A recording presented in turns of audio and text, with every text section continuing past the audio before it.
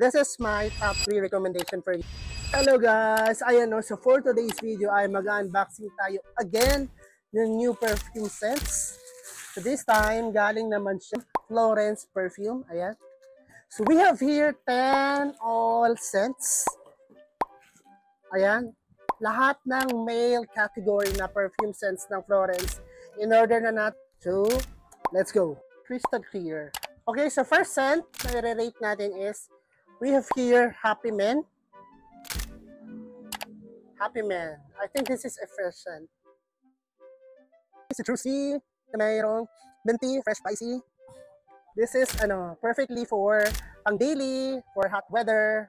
This is Happy Men. Kung sporty ka na tao, this is also a good one for you. 9.2/10. Next naman, we have here, this is Florence version of S-Vag perfume. Okay, ayan. Try na natin.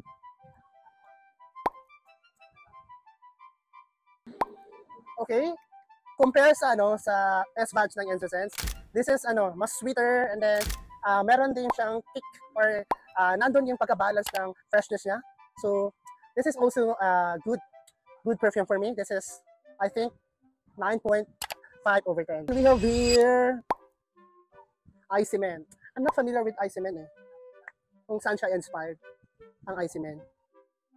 Ayan. Matapang siya ha.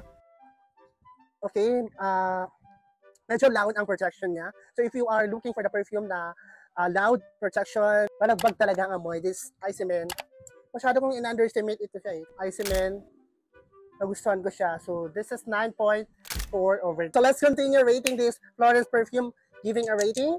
Okay, so we have another here 3 perfumes. Okay, so the first one, we have here their version of Dylan Blue. Dylan Blue, meron akong inspired ng Dylan Blue, yung kay Father and Son, and this is my second inspired Dylan Blue.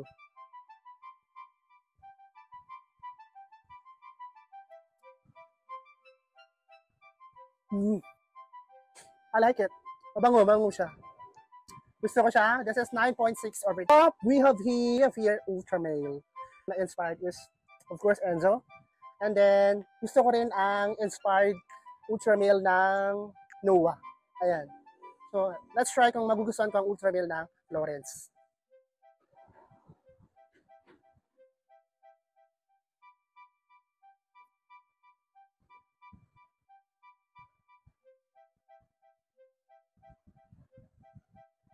Okay, sa opening, matapang masyado ang pag-fresh spicy niya.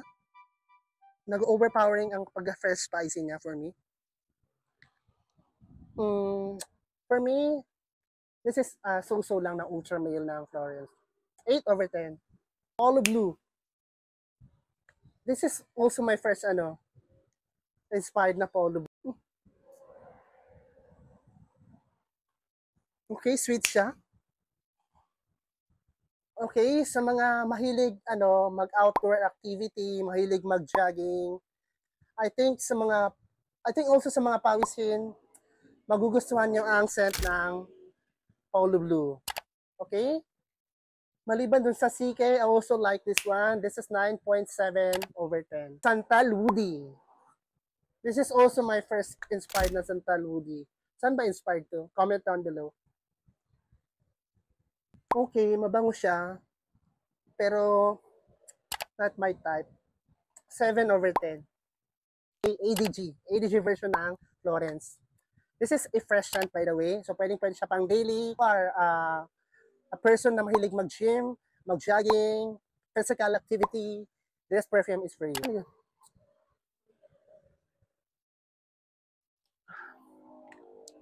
I like it. This is 9.7/10. And the last but not the least, we have here Lumen. I don't know, saan inspired itong Lumen ng Florence?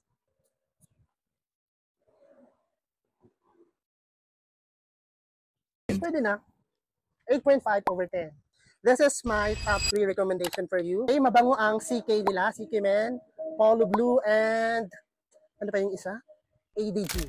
So, yun yung tatlong scents na I will recommend na i-check out ninyo sa Florence.